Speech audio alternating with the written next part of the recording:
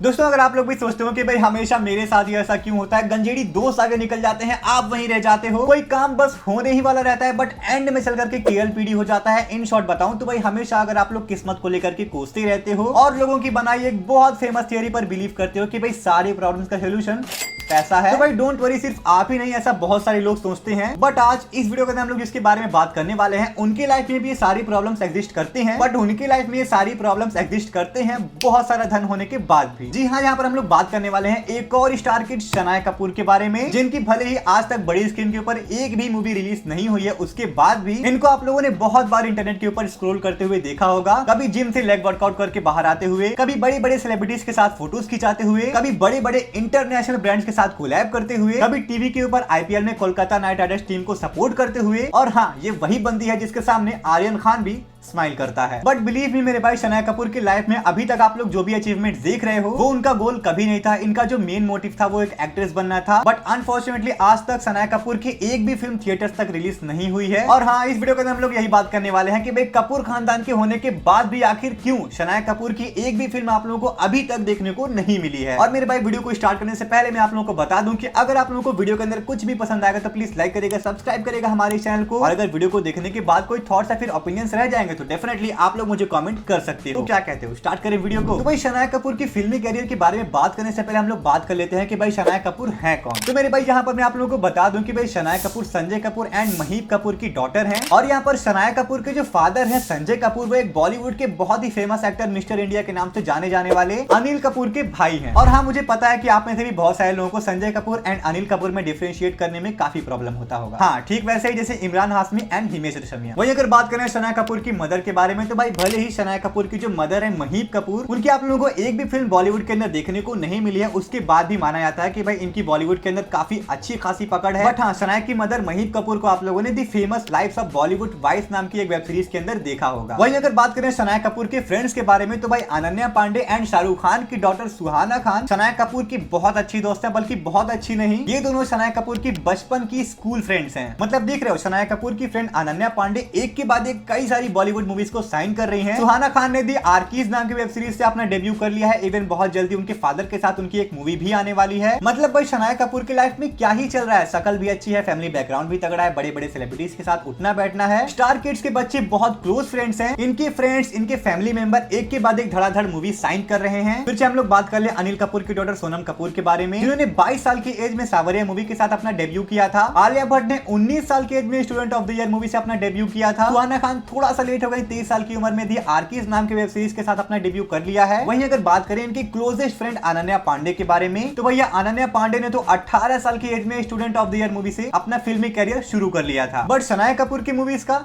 नामो निशान नहीं। वेल, शनाया कपूर को एक भी फिल्म नहीं दी गई, ऐसा कहना पूरी तरह से गलत होगा, क्योंकि मेरे भाई आज से लगभग 3 साल पहले 2022 के अंदर शनाया कपूर को एक फिल्म के अंदर शाइन किया गया, जिस मूवी का नाम था बेधड़क। और इस मूवी के अंदर आप लोगों को शनाया कपूर के साथ लक्ष्य देखने को मिलने वाले थे। और हाँ, इस फिल्म के अंदर वही लक्ष्य थे जिनको आप लोगों ने किल मूवी के अंदर देखा होगा। और हाँ, ऑब्वियसली ये बेधड़क मूवी एक धर्मा प्रोडक्शंस की मूवी थी। इस बेधड़क मूवी के अंदर लक्ष्य एंड शनाया कपूर को साइन करने के बाद कुछ दिनों बाद पता चलता है कि भाई इस मूवी को शेल्फ कर दिया गया है, यानी कि भैया इस मूवी के काम को बंद कर दिया गया है। अब ये मूवी आप लोगों को देखने को नहीं मिलेगी। खैर चलो, कोई बात नहीं। फिर कुछ दिनों बाद धर्मा प्रोडक्शन की एक और मूवी को अनाउंस किया जाता है जिसका नाम होता है स्क्रू ढीला, और इस मूवी के अंदर शनाया कपूर के साथ टाइगर श्रॉफ को साइन किया जाता है। अब इस स्क्रू ढीला मूवी के अंदर शनाया कपूर होने वाली है तो कंफर्म था, बट जैसे ही इस मूवी के अंदर टाइगर श्रॉफ को साइन करने की बात चली तो भैया यहाँ पर टाइगर श्रॉफ अपनी उसी सेम शकल को लेकर के 30 करोड़ की डिमांड करते हैं इस मूवी के लिए। और इस 30 करोड़ की फीस को देखने के बाद करण जौहर कहते हैं, निकल ले भाई तू। हाँ, चल भाई चल, निकल ले भाई, निकल निकल। अरे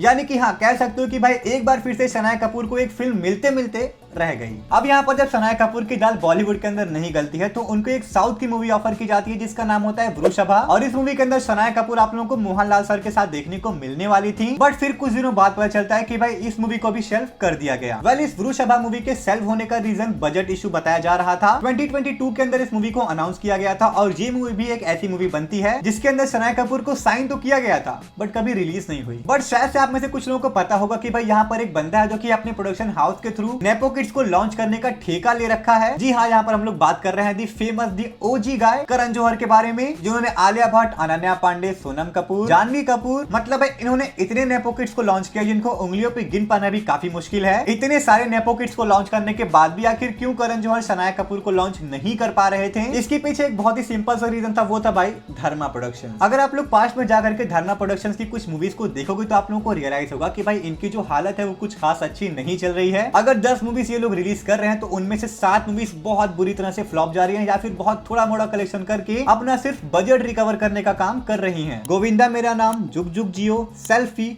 योद्धा, mister and missus Mahi, Gehraiyaan, Liger, Kalank, ये सारी मूवीज बॉक्स ऑफिस के ऊपर बिल्कुल भी अच्छा परफॉर्म नहीं किए हैं। कुछ तो 50-60 करोड़ का कलेक्शन कर गई हैं, बट इनमें से ज्यादातर मूवीज अपने बजट को रिकवर नहीं कर पाई हैं और कई सारी मूवीज तो बहुत बुरी तरह से डिजास्टर भी गई हैं। और हमेशा हर नेपो किड को लेकर के एक प्रॉब्लम होती है कि भाई जब उनकी पहली मूवी उनको ऑफर की जाती है तो भाई वो मूवी चाहे कितनी भी अच्छी क्यों ना हो, उन मूवीज के अंदर उनका जो परफॉर्मेंस होता है वो बहुत ही ज्यादा मीडियोकर या फिर क्या बहुत ही ज्यादा बुरा होता है। बट हाँ, वो बात अलग है कि भाई बहुत सारी मूवीज करने के बाद इनकी एक्टिंग स्किल जो है वो थोड़ी सी रिफाइन हो जाती है, क्योंकि भाई ये तो ऑलमोस्ट कंफर्म होता है कि भाई शुरुआत की 1 से 2 मूवीज के अंदर इनको आप लोग सिर्फ लॉन्च कर सकते हो। इनकी मूवीज से, इनकी एक्टिंग स्किल से आप कुछ एक्सपेक्ट नहीं कर सकते। आप लिटरली किसी भी नेपो किड की बात कर लो, स्टार्टिंग के कुछ मूवीज उनकी काफी बुरी होती हैं और क्योंकि धर्मा प्रोडक्शंस की एक के बाद एक कई सारी फिल्में फ्लॉप गई थी, जिसकी वजह से धर्मा प्रोडक्शन को काफी अच्छा खासा लॉस भी हुआ। तो भैया इस कंडीशन में करण जौहर एक बार फिर से किसी नेपो किड को उठाए, उनको लॉन्च करे, लॉन्च करने के बाद मूवी फ्लॉप हो, फिर से लॉस सहे, ये चीज जानते हुए भी कि भाई आने वाले इनकी 2 से 3 मूवीज तक ये सिलसिला बिल्कुल ऐसे ही चलने वाला है। आप में से कुछ लोगों को पता हो कि भाई 1979 के अंदर धर्मा प्रोडक्शन को यश जौहर या फिर क्या करण जौहर के फादर के थ्रू स्टैब्लिश किया गया था, जिसके बाद आप लोगों को धर्मा प्रोडक्शंस के अंदर कई सारी बड़ी बड़ी फिल्में देखने को मिली। उसके बाद 2004 के अंदर यश जौहर की ये धर्मा प्रोडक्शन यश जौहर के बेटे करण जौहर को टेक ओवर कर दी गई। अब भैया 2004 से लेके अब तक या फिर कह सकते हो कि लगभग 21 से 20 साल तक धर्मा प्रोडक्शन के मालिक अकेले करण जौहर थे और उन्हीं के द्वारा कई सारी मूवीज प्रोड्यूस की जा रही थी। शुरुआत में चीजें काफी अच्छी चली, बहुत सारी बड़ी बड़ी मूवीज आप लोगों को धर्मा प्रोडक्शंस की तरफ से देखने को मिली। बट अगर आप लोग रिसेंट की 6 से 7 सालों की बात करोगे तो भाई इन 6 से 7 सालों के अंदर आप लोगों को धर्मा प्रोडक्शंस की तरफ से बहुत सारी फिल्में देखने को मिले, बट कई सारी फिल्में आप लोगों को फ्लॉप देखने को मिली। अब ये धर्मा प्रोडक्शंस की फिल्में पिछले 6 से 7 सालों से फ्लॉप होते हुए आ रही हैं या फिर साउथ की फिल्में जब से बॉलीवुड के अंदर आकर के राज करने लगी हैं तब से फ्लॉप हो रही हैं, ये तो आप मुझे कमेंट करके बताओ। बट हाँ, ये तो कह सकते हो कि भाई 6 से 7 सालों में धर्मा प्रोडक्शंस उस तरह की फिल्में नहीं दे पा रहे थे जिस तरह काफी पहले वो दिया करते थे। अब भाई इस धर्मा प्रोडक्शंस के अंदर क्या चल रहा था ये तो मुझे नहीं पता, ना ही मैं आपको बता सकता हूं, बट तभी अचानक से अनाउंस किया जाता है कि भाई धर्मा प्रोडक्शंस के 50% स्टैक्स को अदर पूनावाला ने परचेज कर लिया है। यानी कि अब तक जिस धर्मा प्रोडक्शंस के 100% मालिक करण जौहर हुआ करते थे, अब उस धर्मा प्रोडक्शंस के 50% स्टैक्स को अदर पूनावाला परचेज करते हैं और 50% स्टैक्स को करण जौहर ओन करते हैं। अब मेरे भाई अगर किसी इतनी बड़ी कंपनी के 50% स्टैक को अचानक से सेल किया जाता है तो ये मान के चलना कि भाई ये चीजें ऐसे ही अचानक से नहीं हुई हैं। इतने बड़े डिसीजन को लेने से पहले कम से कम बंदे ने 1 से 2 या फिर 3 सालों तक तो भाई सोचा ही होगा, फिर 3 सालों से उसकी जो कंडीशन है वो धीरे धीरे खराब होती रही होगी। अब हाँ, करण जौहर का कहना ये तो बिल्कुल भी नहीं है कि भाई धर्मा प्रोडक्शंस लॉस में चल रही थी इसलिए उन्होंने इसकी 50% स्टैक को सेल कर दिया। वैसे बंदा ऐसा कह भी नहीं सकता क्योंकि भाई लॉस में गई भी तो उसी की वजह से है। बट अब इससे प्रॉब्लम ये हो गई कि भाई क्योंकि धर्मा प्रोडक्शंस अब 2 पार्ट्स में डिवाइड हो चुका है। अब अगर करण जौहर किसी बंदे को लॉन्च करना चाहते हैं और सामने वाला बंदा अगर उसको लॉन्च नहीं करने देना चाहता है तो शायद से करण जौहर उसको लॉन्च नहीं कर पाएंगे, क्योंकि करण जौहर के हाथ में अब क्रिएटिव कंट्रोल पूरी तरह से नहीं है। वेल मुझे ऐसा लगता है कि भाई शनाया कपूर के पार्ट में ये चीजें बहुत ज्यादा मैटर नहीं करती हैं कि भाई इस धर्मा प्रोडक्शन का मालिक कौन है, धर्मा प्रोडक्शन को ओन कौन करता है। भाई शनाया कपूर के पहली फिल्म धड़क को 2022 में ही अनाउंस कर दिया गया था, यानी कि लगभग 2 साल पहले, क्योंकि भाई 2025 तो अभी जस्ट शुरू ही हुआ है। क्या मतलब, हम लोगों ने 1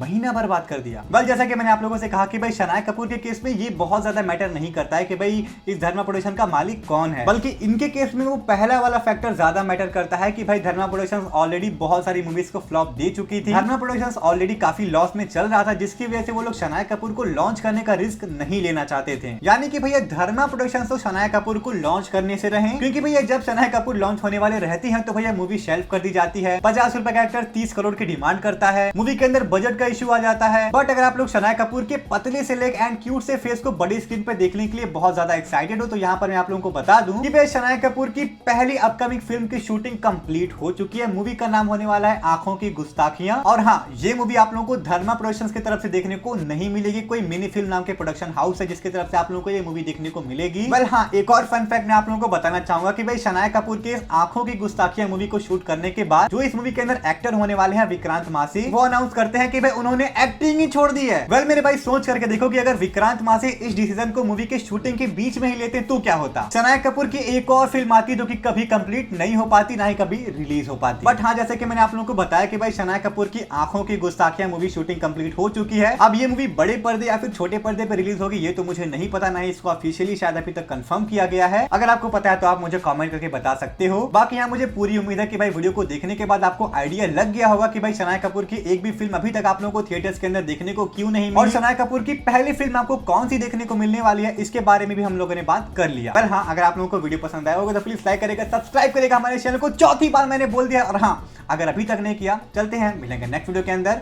थैंक्स फॉर वॉचिंग। लाइट भी चली गई।